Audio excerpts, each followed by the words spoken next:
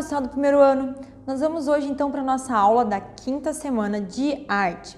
Na aula passada nós falamos um pouquinho sobre a arte barroca no Brasil. Hoje nós vamos falar especificamente sobre a música barroca.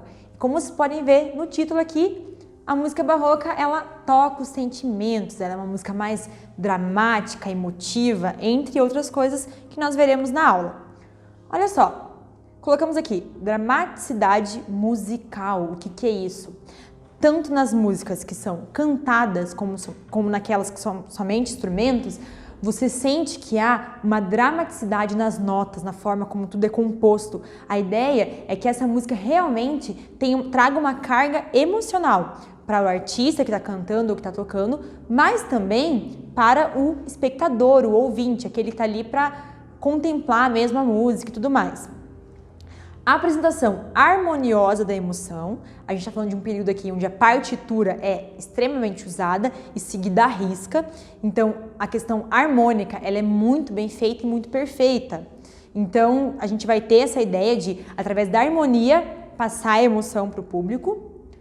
Expressa a calma e a agitação. Lembra-se, a gente está falando de uma questão sentimental e emocional, nós vamos ter esses dois elementos, a calma, mas também a agitação.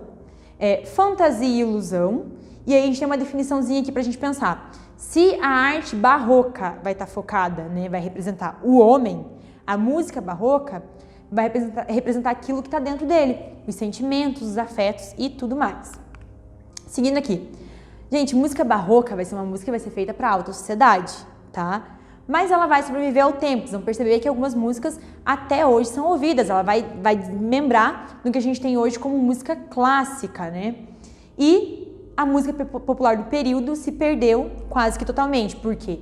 Porque a música popular é feita para todos, né? E principalmente para aqueles que são menos abastados, a gente diria assim. Já a música barroca, ela vai ser focada nos ricos. E é isso que vai se desenvolver mais no período. Olha só, vamos pensar agora no surgimento e nas características. Primeiro, surgiu na Itália. Introdução de inovações estruturais. Nós vamos ter o baixo contínuo, que é o que é esse baixo contínuo? É uma base de música que vai ficar ali o tempo inteiro e vai ser uma referência para os instrumentos musicais, principalmente para os instrumentos que forem solar e para o solo vocal. Então é uma base que fica ali o tempo inteiro na música, sem parar, para direcionar para onde vai os instrumentistas e para onde vai a voz cantada, né, os cantores. Individualização da voz solista, liberdade para improviso. Até então, o que a gente tinha no canto eram sempre grupos vocais, não tinha uma ênfase para um solista. Quando a gente chega na música barroca, agora eu vou ter essa ênfase na voz solista. Essa voz solista vai estar, inclusive, escrita na partitura. E esse solista vai ter liberdade para improvisar até além do que está na partitura.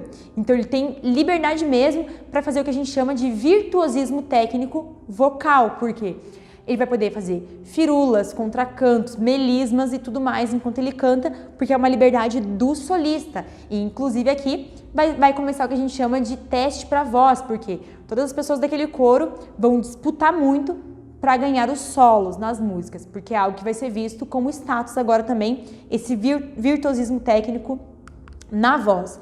Então, olha só, a voz cantada, ela vai quase substituir o instrumento musical. A mesma importância que eu tinha antes com os instrumentos musicais, agora eu vou ter com a voz. E, na verdade, a voz chega num certo ponto que ela quase passa o instrumento musical que era tão importante. Agora, se eu faço as notas maravilhosamente bem, isso vai ser importante.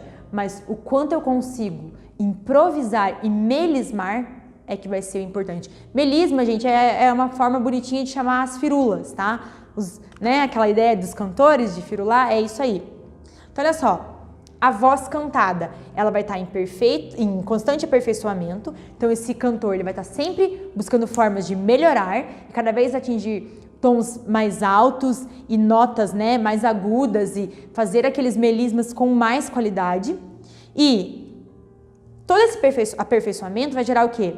Intérpretes especializados. Os cantores vão começar a se especializar no bel canto. O que é o bel canto, né? Ou o belo canto, se a gente pudesse, né, trazer para o português? Vai ser o emprego de diferentes técnicas vocais na hora de cantar. Então, o que são essas técnicas vocais? Floreios, ornamentos, melismas, tudo que esse cantor conseguir incluir no seu canto, através do bel canto, né, ele vai se especializar para isso, para que quando ele estiver no palco, junto com uma orquestra, junto com uma ópera, que ele possa realmente mostrar toda a sua potência vocal, todo o seu talento e toda a sua habilidade em fazer e desenhar essas notas. É como se ele desenhasse cada nota e muitas vezes improvisando. Vamos ver um exemplo aqui de bel canto.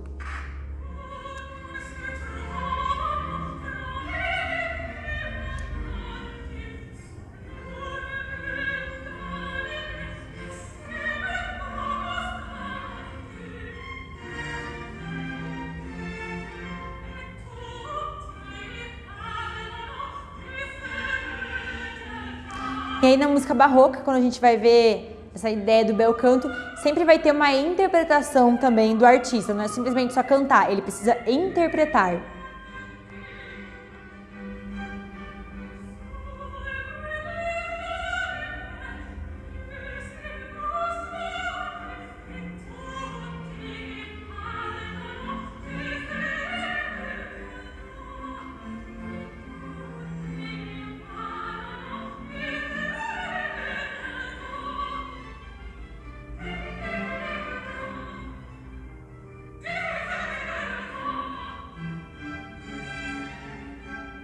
Tá? Um exemplo para vocês de bel canto. Então, é a ideia de improviso e de conseguir fazer várias coisas com a voz, essa habilidade. E aí a gente chega num momento muito curioso, e agora vocês vão dar risada, eu tenho certeza, ou vão fazer caras, tipo cara de espanto, cara de, tipo, nada a ver, que ridículo, por que isso? Meu Deus! É o que a gente vai ver agora. Gente, a questão de valorizar a voz era tão forte no barroco, com a música barroca, e de ter essa habilidade técnica, de poder fazer muitas coisas com as vozes, que vai surgir uma prática muito bizarra. Vamos pensar comigo, as meninas podem pensar comigo, mas principalmente os meninos agora. Meninos, o que acontece com a voz de vocês lá pelos... depende, na verdade, vou jogar aproximadamente, mas entre os 12 e os 15 anos de vocês, o que acontece com a voz? A maioria de vocês ou já passou por esse processo ou está passando por esse processo. O que acontece com a voz? Me fala aí. A voz muda. Então você está falando e de repente a voz fica estranha e a voz do menino começa, o que a gente chama de quebrar, começa a falhar. Por quê? Porque no processo de puberdade, o menino, ele troca de voz, geralmente ele tem uma voz mais aguda, mais fina, e a voz dele começa a engrossar, a ficar mais grave. O que acontece? Uma vez que os cantores da música barroca, eles precisavam dessa voz, né, apurada e essa voz aguda para poder fazer os improvisos, os floreios e tudo mais no canto da música barroca, quando o menino passava por essa transição de voz na puberdade, ele não conseguia mais cantar as mesmas notas e fazer os mesmos floreios. Para você, menino que canta, provavelmente você percebeu isso, quando se a sua voz já mudou, que talvez aqueles agudos que você conseguia alcançar, você já não consegue mais. Vou usar um exemplo, que já foi do nosso contexto cristão, né? Agora está no processo aí, mas, por exemplo, o J.A. O J.A., quando ele era criança, não sei se quantos conhecem ele, mas pode pesquisar na internet, ele cantava muito agudo, muito agudo. Hoje ele já tem acho que uns 20 anos e as músicas que ele começou a cantar depois desse período de puberdade mudou completamente as notas. Ele baixou o tom de música, ele começou a mostrar notas mais graves. Por quê? Porque a voz mudou. Só que os artistas, os cantores da música barroca, no período barroco, eles não queriam que a voz mudasse e até os grandes grupos vocais, eles não queriam que aquelas crianças mudassem a voz também. Então, num processo bem complicado e muitas vezes até clandestino, essas crianças, elas eram castradas, isso mesmo que você ouviu, elas eram castradas antes da puberdade para que essa voz não mudasse e para que eles conseguissem continuar cantando as notas agudas, que eles pudessem fazer os floreios, os ornamentos na canção sem que houvesse essa perda vocal, que era considerada uma perda vocal. Gente, eles são chamados de castrates, tá? Então, os cantores castrates eram os cantores que eram castrados para que não tivesse uma alteração vocal. O vídeo que eu vou mostrar para vocês agora não é de um castrate, ele não foi castrado, tá? Porém, porque a última castração que ocorreu, ela foi no século XIX, tá? Foi a última pessoa que passou por esse processo dos castrates para cantar e depois se tornou ilegal, porque muitas vezes acontecia até de forma clandestina. O grupo ia até aquela família, prometia dinheiro e aí a cirurgia às vezes era feita até de forma clandestina para que aquela criança continuasse cantando, né? Tinha todo o interesse por trás. Mas esse cantor, que é o Philip Jarowski, ele vai cantar uma peça de Vivaldi que foi composta para os castrates. E alguns homens, gente, conseguem, todo um trabalho técnico, manter uma voz e manter as notas agudas de antes da puberdade. E esse exemplo que eu vou mostrar para vocês é exatamente disso. Ele não é um dos castrates, porém ele canta as mesmas canções que eram cantadas por eles. E ele tem uma voz aguda, ele é um contratenor, se eu não me engano.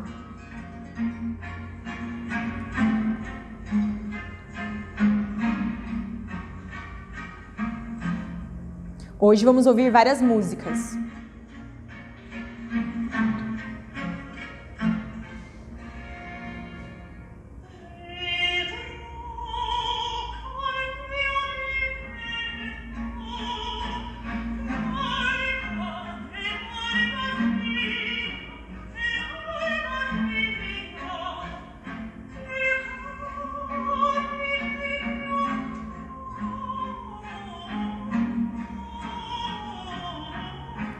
Não vou seguir porque a gente tem bastante coisa para ver, mas é a ideia do canto lírico.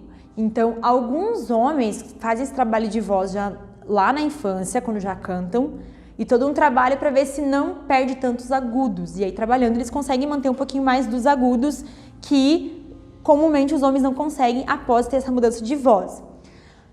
E aí, gente, com isso começam a surgir os novos gêneros de música. A música e o texto se unem, lembra que eu falei? Antes era só o instrumental. Agora eu tenho uma voz, uma música cantada, uma letra para aquele instrumental. Então, até alguns instrumentais que surgiram antes começam a ser letrados nesse período. O texto ele vai ser coerente com a tonalidade das músicas. Para os músicos de plantão aí, eu sei que no ensino médio tem vários alunos que tocam na igreja. Se você quer, né, que o momento seja um pouquinho mais assim, sentimental, né, você vai lá para as notas dissonantes. E geralmente o sol maior, como eu coloquei aqui, ele é uma nota que músicas mais melancólicas ou que tem uma ideia de dor, vai ter essa nota, sol maior.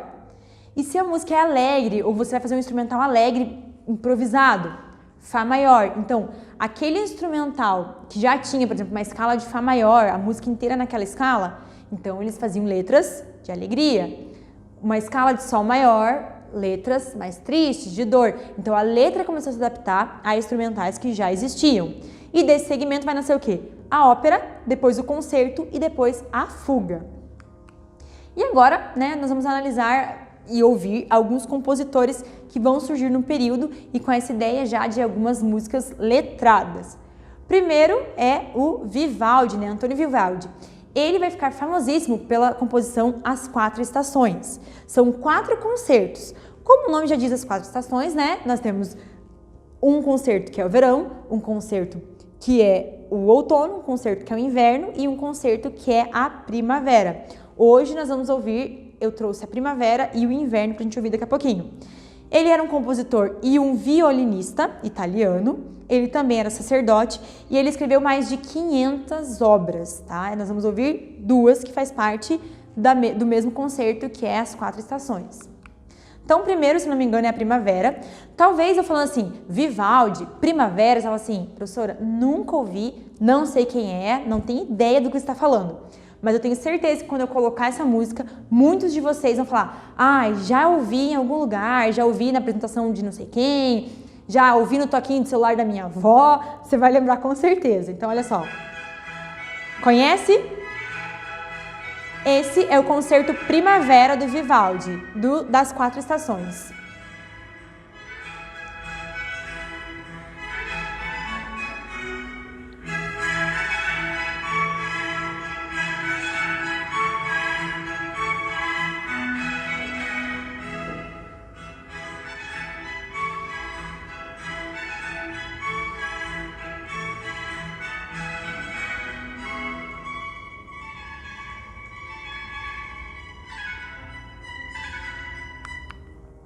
E aí, na sequência, a gente vai ver o inverno.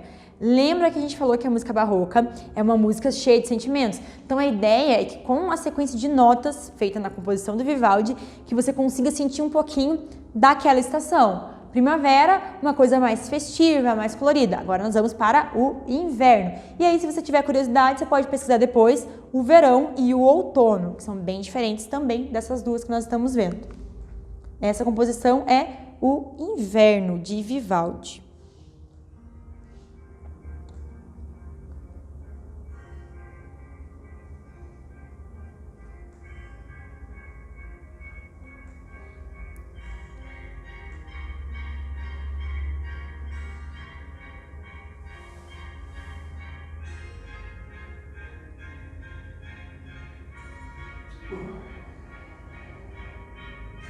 Então a ideia de inverno, né, é uma coisa mais fria, até o instrumental é um pouquinho mais seco, acelerado, para tentar passar para o espectador isso.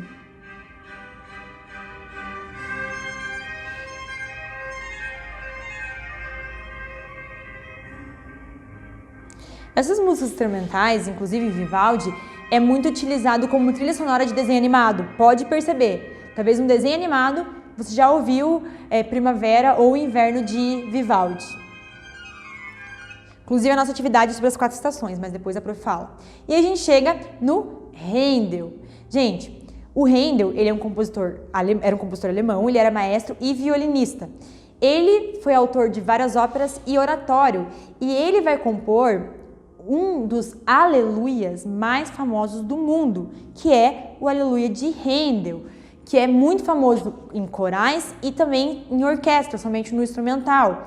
Talvez, né, não sei se na sua igreja tem coral, talvez o seu coral da sua igreja já tenha cantado Aleluia de Handel. Eu mesmo já cantei em coral Aleluia de Handel, porque ele é muito famoso. A versão que eu trouxe para vocês está em português, é da Assembleia de Deus, uma Assembleia de Deus Nippo, né, que é da comunidade japonesa.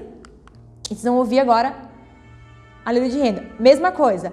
Prof, nunca ouvi, não sei qual é a Aleluia de Handel, não conheço. Tenho certeza que quando você ouvir aqui, você vai lembrar de algum lugar que você ouviu. Tenho certeza que você conhece também.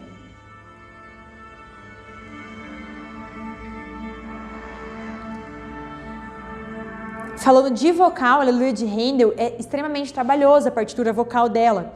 E as notas são agudíssimas, então para todos os naipes é bem puxado.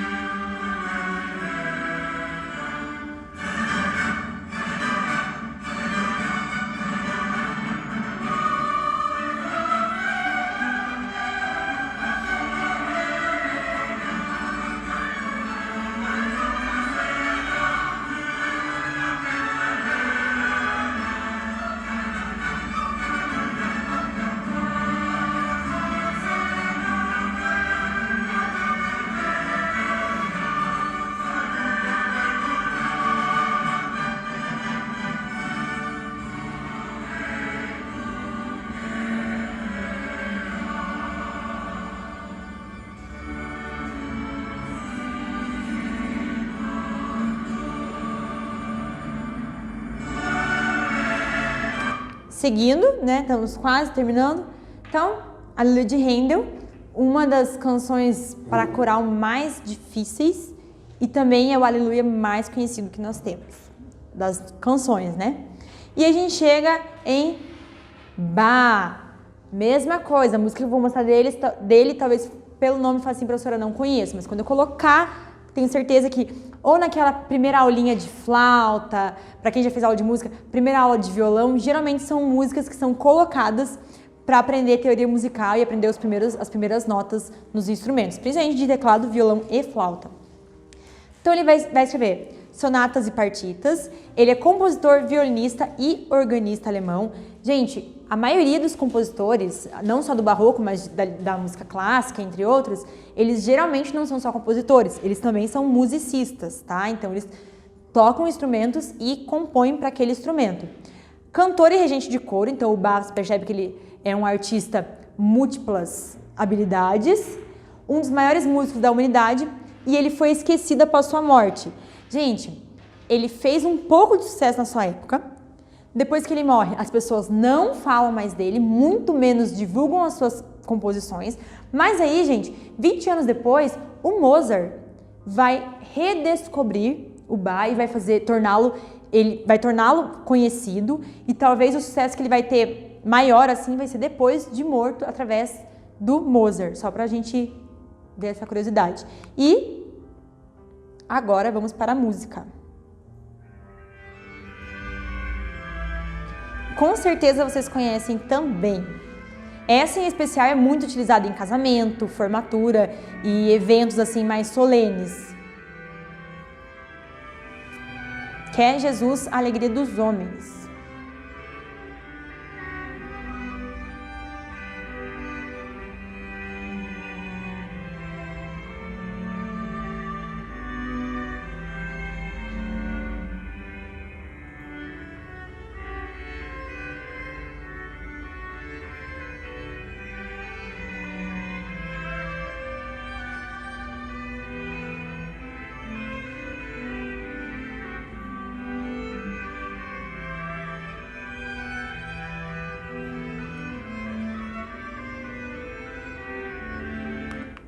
E antes de falar da nossa atividade, vamos só concluir essa ideia de música.